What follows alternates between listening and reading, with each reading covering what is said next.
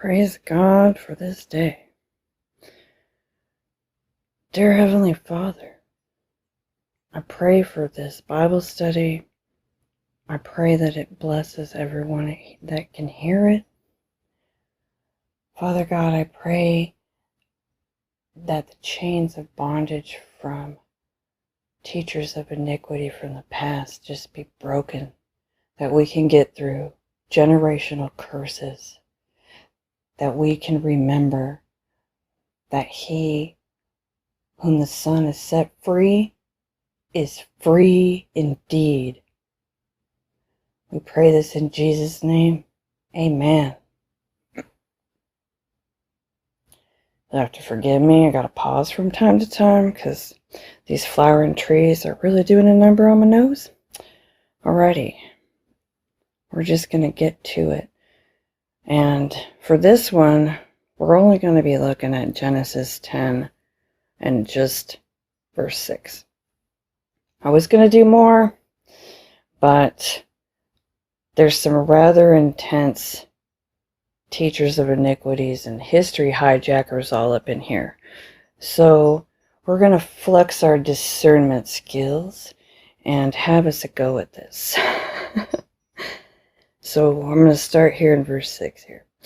And the sons of Ham, Cush and Mizraim, and Put and Canaan.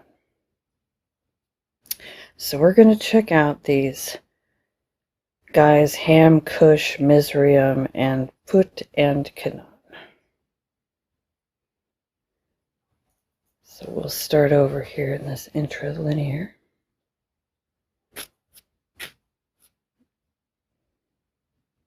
Alright. So the sons of Ham. So we're going to look at Ham. Ham. Hot.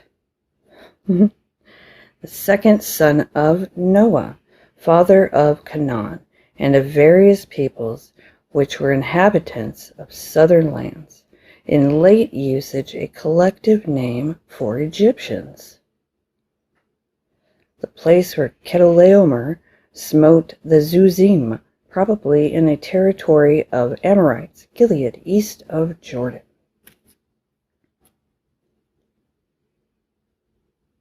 Alright,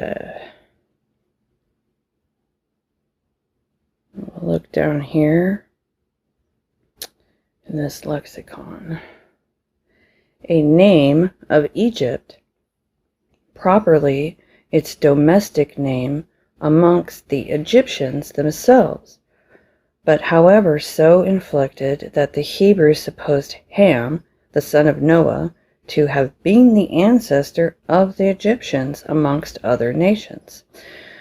This, of course, was the simple fact if we are to believe what God has revealed. And then we were given some Psalms verses here. The name of Egypt in the more recent Coptic tongue is written, we've got some fancy Egyptian writing here, and the Sahidic dialect, that's my dog's toy, not Egyptian language. Words which signify blackness and heat. As Plutarch observed, oh boy, Plutarch, I can't read that, which is according to their Coptic etymology, in which this word here signifies black, and this one here hot or heat. In the hieroglyphic language, it is written with two letters, K-M. It's pronounced chem, like chemtrails. Egypt is so named likewise in the Rosetta inscription, in which this word occurs more than 10 times, and it gives us the various lines on which it occurs. Alright, now we're going to go check out chem, hot, black.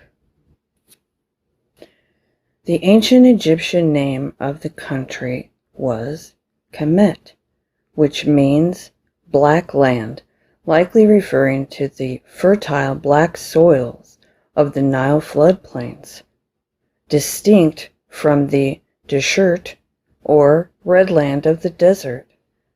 This name is commonly vocalized as Kemet, but was probably pronounced Kumat in ancient Egyptian.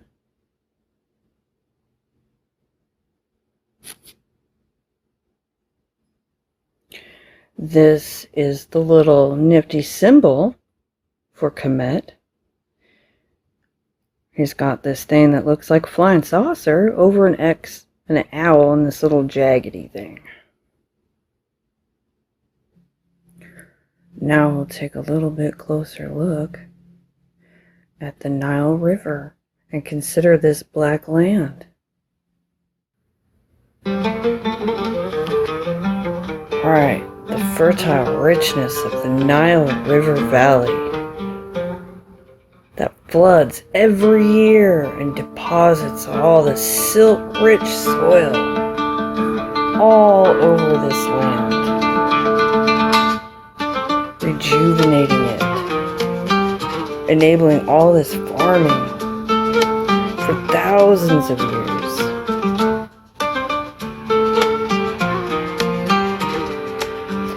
The blackness of the soil representing that richness of it.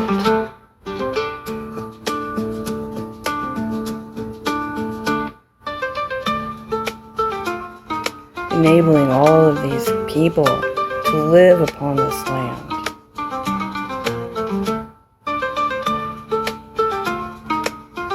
Inventing new ways of irrigation.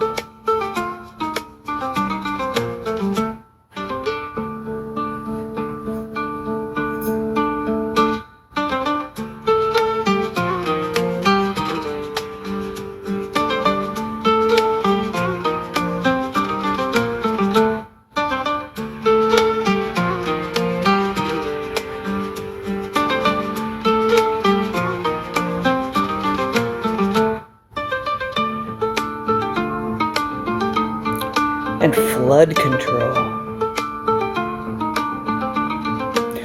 What are these dams for anyhow?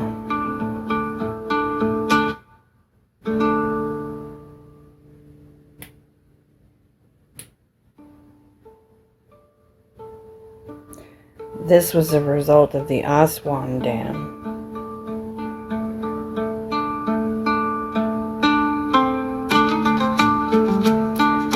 So they chopped it up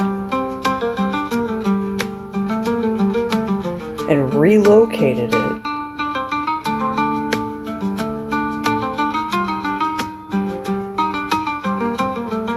and now you too can buy a ticket.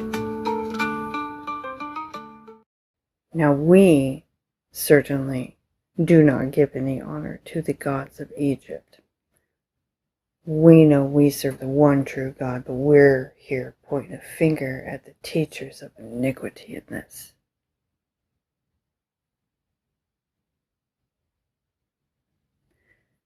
And now we will look at Cush.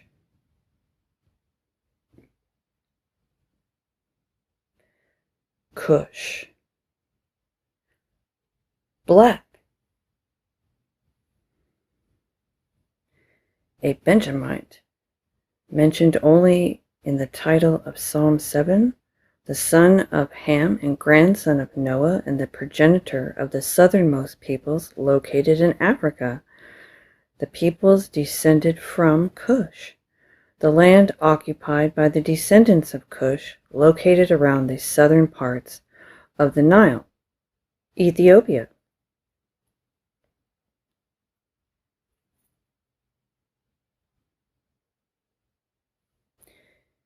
Ethiopia and Ethiopians, a people descended from Ham, whose country was surrounded by the river Gihon, inhabited by black men, and very rich, very often joined with Egypt.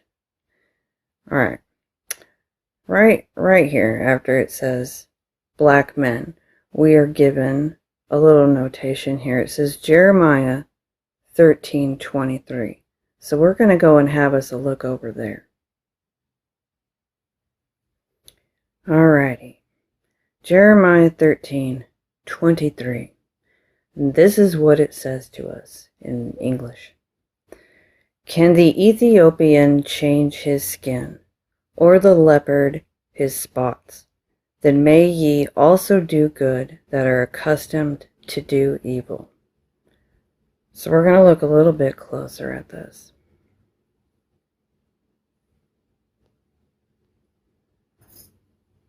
Alright, we're going to look at this word, Ethiopian.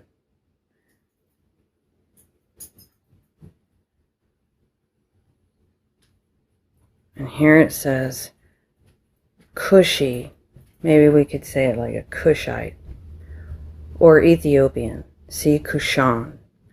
And then in quotations next to it, it says, their blackness. Because we have learned fellows from the past that would like us to think this. So they put this in here, thought policing us, so that we immediately think of the color of their skin and not the rich, fertile soil of the Nile. There's something to do with our flesh that makes people of more value or of less value. So for this, we're going to remember Cush and have just a little bit closer look at Cush. We're going to remember it from Genesis 10. Oh my goodness, my dog. Genesis 10:8. There we go. And Cush begat Nimrod. He began to be a mighty one in the earth. So we're going to remember that. We're in Nimrod began. Halal. To profane, defile, pollute, desecrate, begin. To profane oneself, defile oneself, pollute oneself ritually, sexually. To profane, make common, defile, pollute, violate, dishonor, treat as common, profane the name of God, to let be profane, to begin, to be begun, to wound, bore through, pierce, bore, pierce, be slain, wound, pierce, to be wounded, to play the flute or pipe. So, when I read that, I don't understand that Nimrod became by adjusting some level of melanin in his flesh. It sounds like it was an awful lot more than that. And so, I don't agree with some of these guys and their usage of this term. Black people for this.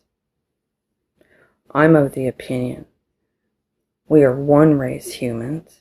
This is Ham, the brother of Japheth, who we just talked about, all of the tribes that came from Japheth. This is Japheth's brother Ham, and here's what his descendants are and where they're going. And just because their skin's a little bit of a different shade, what does that mean? So we're going to have a bit of a look at some of these guys that put forth some of this way of thinking. All right. This is from a man named John Ruskin, and he wrote a letter, and we can find it on this Theopolis site called the Sons of Noah. And it says, and this is going to be hard for me to read. In his 1876 letter in Fors Clavigera, Ruskin muses on the import of the sons of Ham. Mizraim, Put, and Sion represent three African powers and three natural environments: the watered plain, the desert, and the sea. Each also represents a certain stage of human development. He claims that Ethiopia and Tyre are linked. A. Egypt is essentially the Hamite slavish strength of body and intellect. B. Ethiopia, the Hamite slavish affliction of body and intellect, condemnation of the darkened race that can no more change its skin than the leopard its spots, yet capable in its desolation of nobleness. C. Tyre is the Hamite slavish pleasure of sensual and idolatrous art, clothing her nakedness with sea purple. She is the lady of all beautiful carnal pride and of the commerce that feeds it, her power over the Israelite being to beguile or help for pay as Hiram. So I'm just not going to continue reading that. It's, gross, racist, whatever thought stuff from our past. But we're going to keep going. We're going to keep pointing out these teachers of iniquity, and we're going to look a little bit closer at this guy. All right. We're going to continue with this doodle brains. John Ruskin was an English polymath. A lot of these guys were in this era, this Victorian age. It just means that they had multiple branches of study that they were interested in or spoke about or got rewards in or whatever. So it says, a writer, lecturer, art historian, art critic, draftsman, and philanthropist of the Victorian era. He wrote on subjects as varied as art, architecture, political economy, education, musology, geology, botany, ornithology, literature, history, and myth. Woo! And now we're going to get a peep at this guy, and golly, if you know, you know. But he's just kind of got one of those hidden hand things going on. So we're going to read a little bit more about him. Ruskin was highly influential in the latter half of the 19th century and up to the First World War. After a period of relative decline, his reputation has steadily improved since the 1960s with the publication of numerous academic studies of his work. Today, his ideas and concerns are widely recognized as having anticipated interests in environmentalism, sustainability, ethical consumerism, and craft.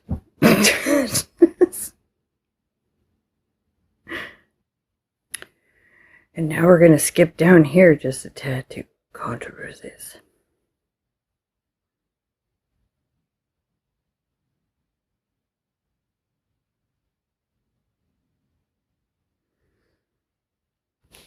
Just let that sit there. Ruskin's sexuality has been the subject of a great deal of speculation. He was married once to Effie Gray, whom he met when she was 12 and he was 21. And the Gray's family encouraged a match between the two when she had matured. The marriage was annulled after 6 years owing to non-consummation.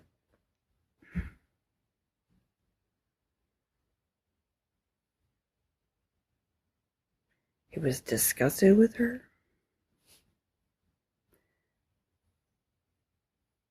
Now we'll scroll down here.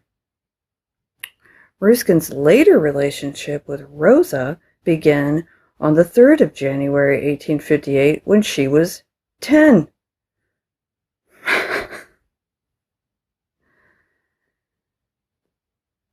And he says, I like my girls from 10 to 16. One of the great influencers of even our time. Influencing environmentalism, sustainability, ethical consumerism, and craft. A pedophile. So do we got to listen to the pedophile that wants to give us opinions about scripture? Our next contender for pointing out our teachers of iniquity and history hijackers, Francis Galton. Sir Francis Galton was an English polymath and the originator of eugenics during the Victorian era. His ideas later became the basis for behavioral genetics. Galton produced over 350 papers and books. He also developed the statistical concept of correlation and widely promoted regression towards the mean.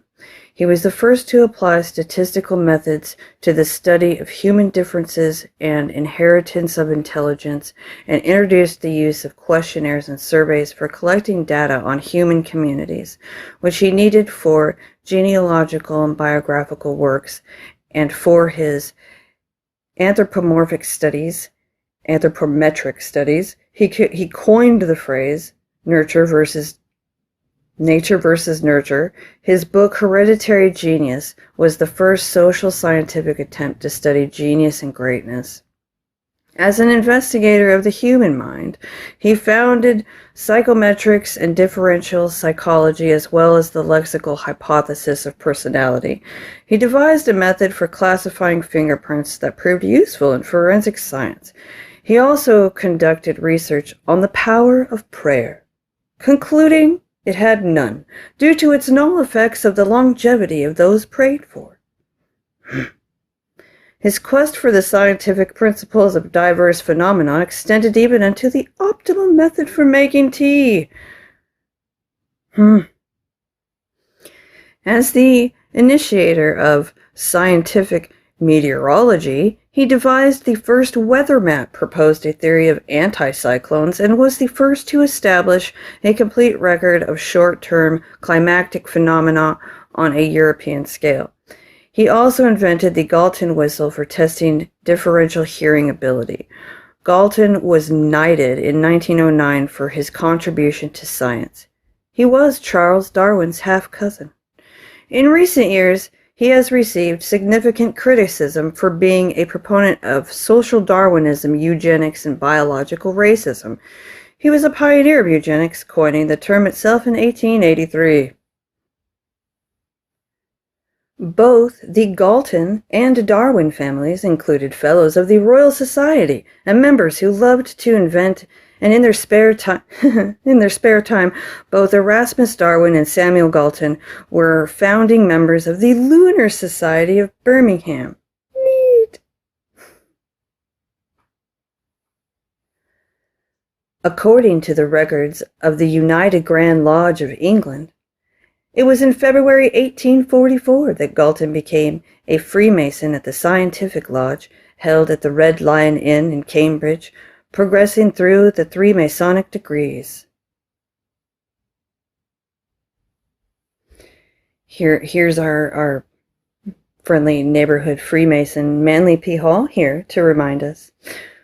When the Mason learns that the key to the warrior on the block is the proper application of the dynamo of living power, he has learned the mystery of his craft.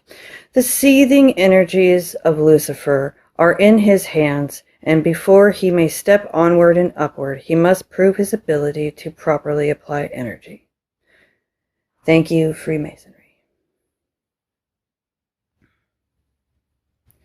So we're going to remember Nimrod, allow, to profane, defile, pollute oneself, ritually, sexually, has nothing to do with melanin in anybody's skin.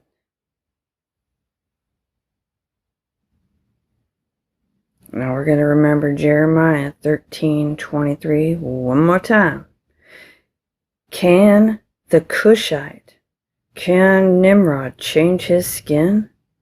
Or the leopard his spots? Then may ye also do good that are accustomed to doing evil. Nothing to do with melanin. Now we'll look at Mizraim. Mitzrayim, Egypt, land of the Copts, a country at the northeastern section of Africa adjacent to Palestine and through which the Nile flows. Egyptians, double straits, the inhabitants or natives of Egypt.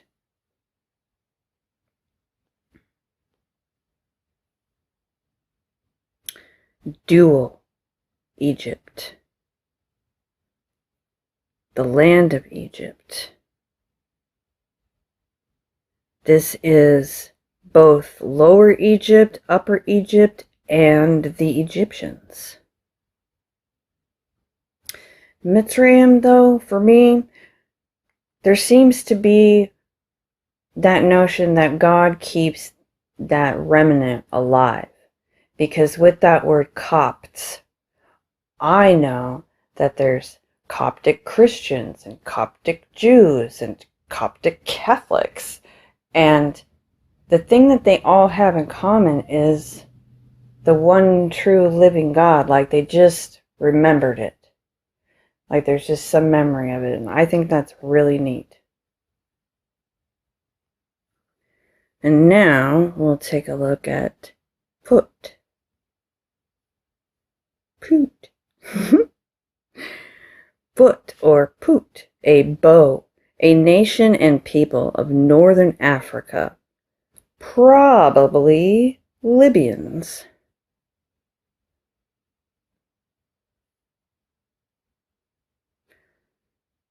Libya, of an African nation, according to Josephus, of Mauritania, in which the river Put is mentioned by Pliny, commonly rendered it Libya. So, here we got Mauritania way over here to the west, and Libya up here to the north. So for the most part, these guys we're talking about settled around Egypt, Sudan, Ethiopia, Libya. We don't really hear much about Algeria, but Mauritania. So all around northern Africa. And so these guys were always really confused. Why were they never in Central Africa? Why does it seem like they were here in Libya, but also in Mauritania? And last but not least, Canaan. Lowland, the fourth son of Ham and the progenitor of the Phoenicians and of the various nations who peopled the seacoast of Palestine, the land west of the Jordan, peopled by the descendants of Canaan and subsequently conquered by the Israelites under Joshua. Merchant, trader. But here, right there, traffickers. They're that kind of merchant trader.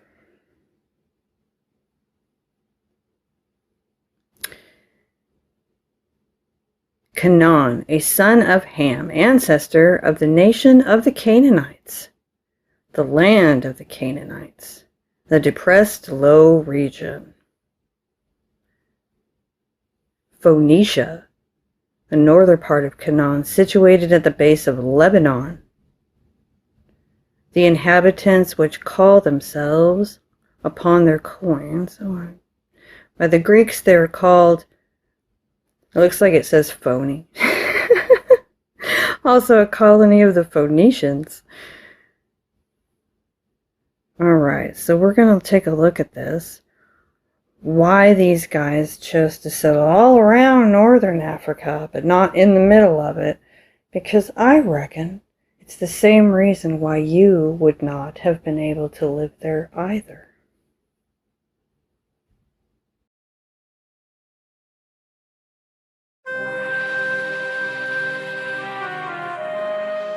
A new day dawns at Wadi El Hitan. Massive skeletal remains lie silent, a testament to eons of change in this dry, seemingly lifeless desert. In the background, rock pillars stand like ancient ruins, rising from the desert floor.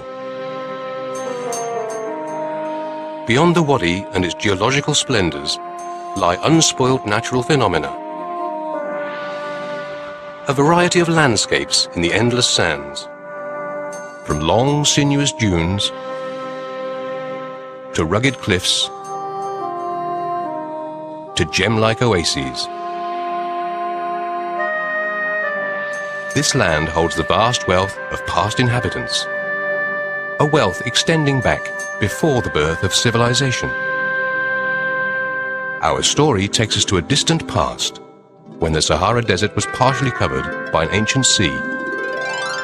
and inhabited by prehistoric beasts that ruled the earth. Like the creature once called the king lizard, later known to science as the prehistoric carnivorous whale, Basilosaurus isis. Today, Wadi el-Hitan, or Valley of the Whales, lies to the west of the eternal Nile River, 170 kilometers southwest of Cairo, bordering the oasis of Fayoum. Wadi el-Hitan is located inside Wadi el-Rayyan protected area, gateway to the western desert of Egypt. Human habitation in this part of Egypt dates back 900,000 years. Great civilizations have left a unique wealth of monuments, bearing witness to a glorious past.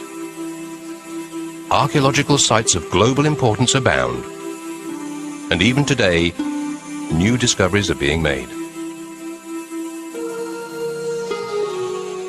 Today, the area supports communities of fellahin who farm nearby land and fish in the two lakes. This intriguing desert and oasis region is also home to internationally designated important bird areas and to secretive wildlife.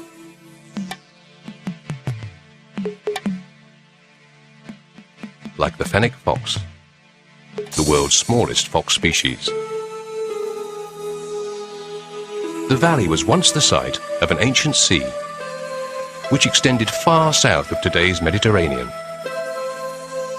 Scientists believe that Wadi el-Hitan was a protected bay or inland sea, rather than an open ocean. The sea retreated and advanced over the millennia between about 250 and 35 million years ago.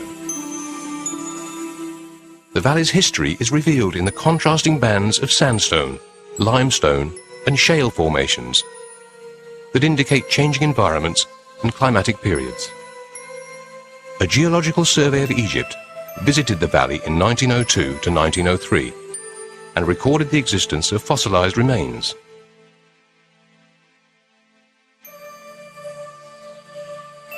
But it wasn't until 1983 that the University of Michigan turned its attention to the unexplored potential of the valley. In 1989, the team of Michigan paleontologist Dr. Philip Gingrich discovered an early whale displaying the remains of hind limbs and feet. This discovery triggered intense interest in the valley, and especially in the evolution of whales.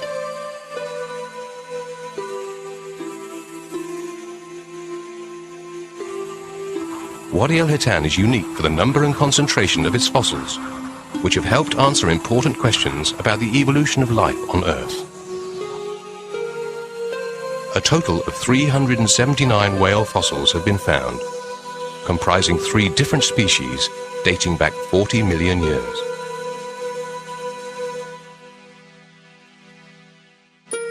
These are the best fossilized remains of whales found anywhere in the world. They range from young to old, and many have been found in death positions. And even today, new discoveries are being made. Alright, so do we have to believe that it takes some untold eons of time to produce a fossil? My beloved stepson calls it the quinnickel-jillion amounts of time, and I really like that. So does it take quinnickel-jillion chunks of time to create a fossil? Or is it a whole lot more like the Bible tells us, where a great cataclysm, a devastating natural disaster, earthquakes, tsunamis, mud floods, flash flooding, these things occur on the earth? And could something like that cause a situation to where biological material gets covered in water and mud and is deprived of oxygen, causing the mineralization of biological cells, which turns them into stone? And it appears to happen much more rapidly than the science guys would like us to believe. So we're going to have us a peek at this. It's right here. And for some reason, I have had to re-record this so many times now because it really is agitating to the interwebs for me to show you this or talk about it. So this is called the Limestone Cowboy. And we're going to scroll on down here and look at it. I cannot click on the photo, and I cannot show you high resolution, and I cannot show you it any bigger than that because the interwebs get angry about it. So I will post something for you guys about this afterwards onto the Discord. But this was found by this guy here.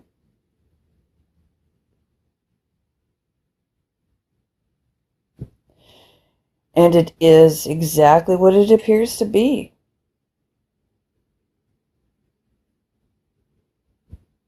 A guy's foot fossilized inside of his shoe. And so science just can't stand this stuff. Because this guy, either he time traveled or he had a really bad day. Because flash flooding is real. It really happens. And if you were down there in the gully when it happened, goodness, you done got yourself covered in mud and now you're a fossil. These things occur and it's observable and it's repeatable, and that's supposed to be science. And so we don't have to agree with some of these real smarty pants guys that like to push, oh, I don't know, evolution, adaptation. So let's go and take a look at our third contestant for our Teachers of Iniquity and History Hijackers, Charles Darwin. Charles Darwin. And if we remember from our last fellow, we were dealing with the eugenics guy, this is his cousin. Charles Darwin was an English naturalist, geologist, and biologist, widely known for his contributions to evolutionary biology. His proposition that all species of life have descended from a common ancestor is now generally accepted and considered a fundamental scientific concept.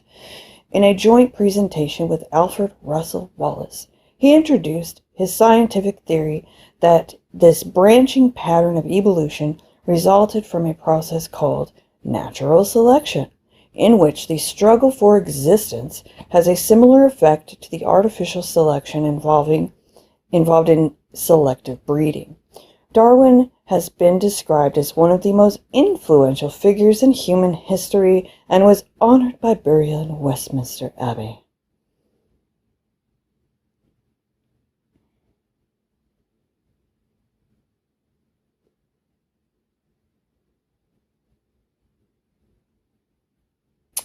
He was writing up his theory in 1858 when Alfred Russel Wallace sent him an essay that described the same idea, prompting the immediate joint submissions of both of their theories to the Linnean Society of London. Darwin's work established evolutionary descent with modification as the dominant scientific explanation of natural diversification. In 1871, he examined human evolution and sexual selection and the descent of man, and selection in relation to sex, followed by the expression of the emotions in man and animals. His research on plants was published in a series of books. In his final book, The Formation of Vegetable Mold Through the Actions of Worms, he examined earthworms and their effect on soil. So, my Bible tells me to stay away from noise like that, Darwin published his theory of evolution with compelling evidence in his 1859 book on the origin of species. So, again, do we really need to believe these guys? By the 1870s, the scientific community and a majority of the educated public had accepted evolution as a fact. However, many initially favored competing explanations that gave only a minor role to natural selection, and it was not until the emergence of the modern evolutionary synthesis, Lordy, Jesus is real. God designed this. We did not evolve from slime pits. Darwin's scientific discovery is the unifying theory of the life sciences explaining the diversity of life. Upon Darwin's return, he had expressed a critical view of the Bible's historical accuracy and questioned the basis for considering one religion more valid than another. In the next few years, while intensively speculating on geology and the transmutation of species, he gave much thought to religion and openly discussed this with his wife Emma, whose beliefs similarly came from intensive study and questioning. The theodicy of Paley and Thomas Malthus vindicated evils such as starvation and the result of a benevolent creator's laws, which had an overall good effect. To Darwin, natural selection produced the good of adaptation but removed the need for design, and he could not see the work of an omnipotent deity in all the pain and suffering, such as the Ichneumon wasp paralyzing caterpillars as live food for its eggs. Though he thought of religion as a tribal survival strategy, Darwin was reluctant to give up the idea of God as an ultimate lawgiver. He was increasingly troubled by the problem of evil. Darwin remained close friends with the vicar of Down, John Brodie Innes, and continued to play a leading part in the parish work of the church. But from 1849 would go for a walk on Sundays while his family attended church. He considered it absurd to doubt that a man might be an ardent theist and an evolutionist. And though reticent about his religious views, in 1879 he wrote that, "I have never been an atheist in the sense of denying the existence of a God.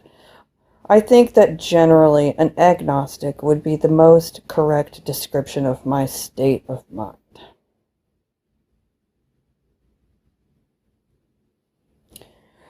So, do we have to follow the thoughts, ideas, and opinions of a confused fellow like this, who's great friends with known Luciferians, who has ties with known pedophiles? Do we have to agree that these guys are the great thinkers and minds of our age that's still swaying society? So we're going to go over here to Proverbs 3. And we're going to read 5 and 6. "Trust in the Lord with all thine heart, and lean not unto thine own understanding. In all thy ways acknowledge him, and he shall direct thy paths." So we're going to remember that these guys are still manipulating society. These guys' thoughts, the spirits behind them, who knows? But they are still doing stuff. And we do not have to agree. We can come out of Babylon. We have been set free by Jesus.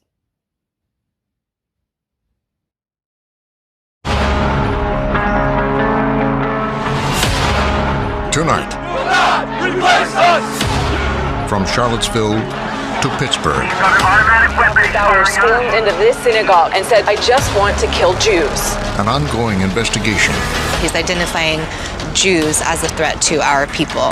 What he means there is white people. of violent neo-Nazis. What do you think was going on in this house? They were making bombs. Were they specific in their plans? Power lines, nuclear reactors, synagogues. They want to go forth right. Through interviews with insiders, The main thing is lone wolf activity. Frontline and ProPublica reporter A.C. Thompson uncover the movement's methods They are actively recruiting military members. Does that surprise you? and expose their hate. make America great again. In order to make America great again, you'd have to make America white again. Tonight, documenting hate, New American Nazis. Tonight at 6, News Channel 5 investigates the neo-Nazis next door, a large hate group that our investigation discovered is expanding its presence right here in Tennessee. Good evening to you. I'm Carrie Sharp. That group, the so-called Patriot Front, is probably best known for plastering our communities with their hate-filled posters and graffiti. Now our investigation has uncovered new videos that reveal the group is also preparing for battle. Chief Investigative Reporter Phil Williams is continuing his Hate Comes to Main Street investigation. Phil, you have been working on this story for more than 3 months. That's right. And during that time, we gathered never-before-seen video that shows what the Patriot Front is really up to. As you're about to see, that includes training men to fight right here in the volunteer state. Right now, they've got an enemy. If they get rid of their enemies, they're going to have to find a new one. Our investigation began last fall as anti-fascist activists protested an annual white supremacist gathering inside the lodge at Montgomery Bell State Park, about 40 miles west of Nashville. It was an investigation that would eventually lead us across the state to this large compound being built by a hate group right here in Tennessee. Come on, get in there. Nice.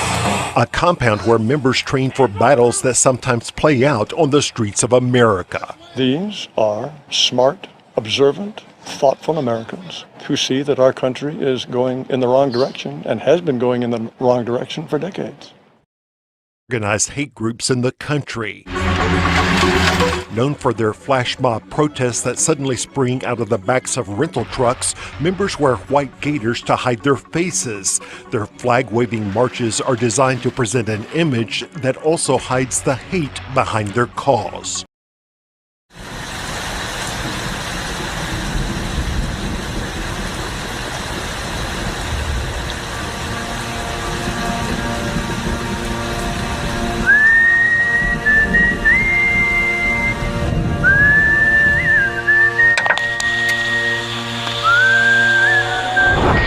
As the world watches and listens in horror, the peaceful pro-democracy demonstration in China comes to a violent and bloody end. Mr. Gorbachev, tear down this wall.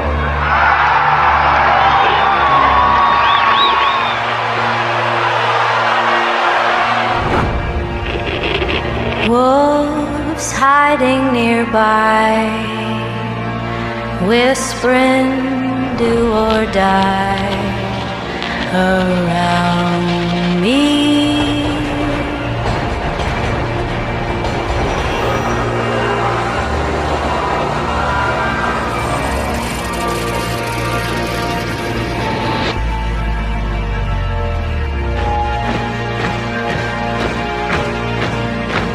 You say your last good night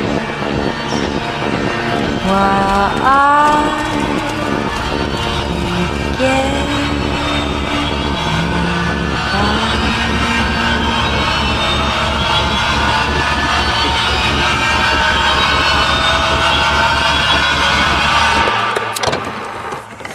There is another very important phase of warfare. It has as its target not the body, but the mind of the enemy. The target of psychological warfare is against the enemy's mind. It is words and ideas. The ammunition used by Cyborg.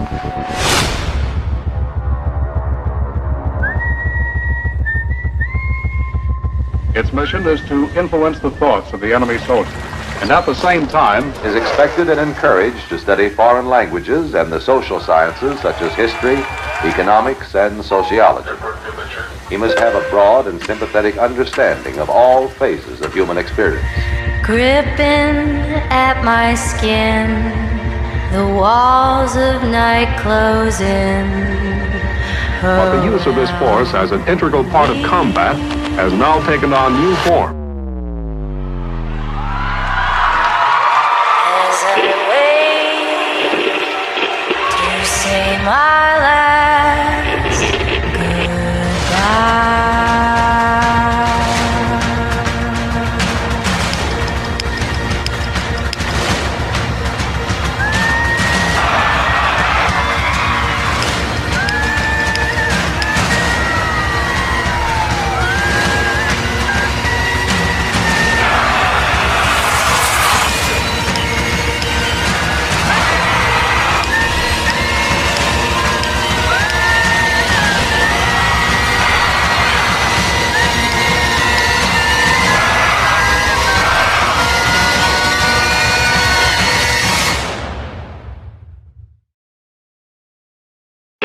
These are the Psy-War soldiers.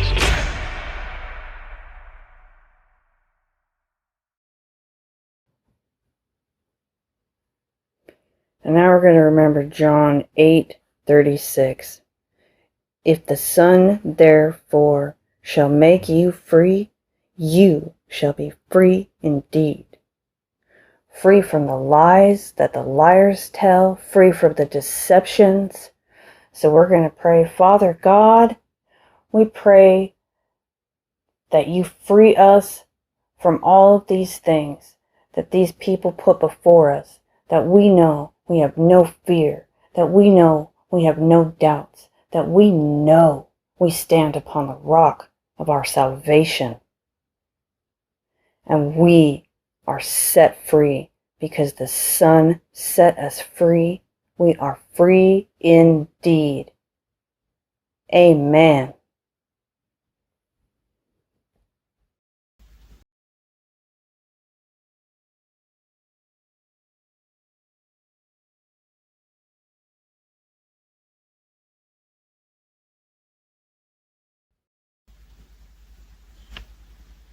God is coming to you. To all of you. Even the most wretched.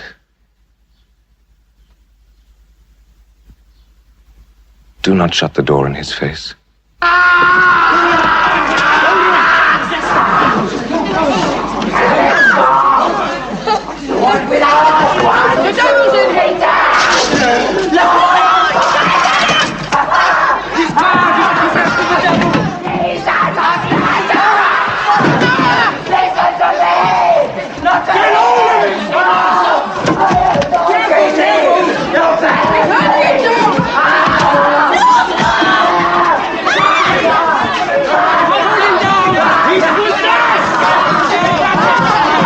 Rabbi, the demon has always tried to throw him into fire and into water to destroy him. If you could do anything, have mercy. Help my poor thing.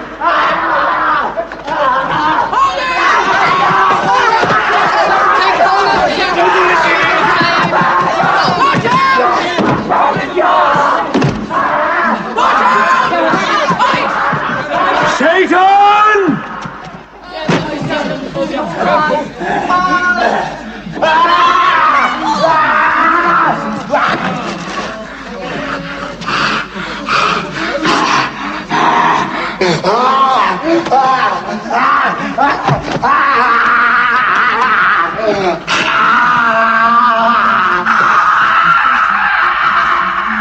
Leave him.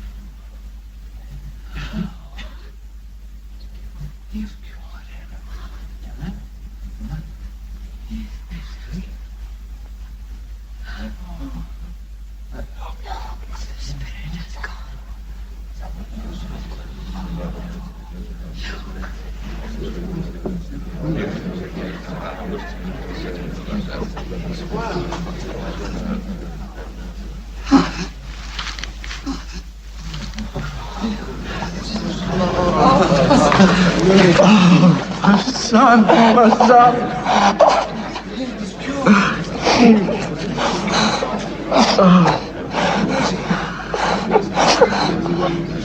Praise be the Lord. It's all right.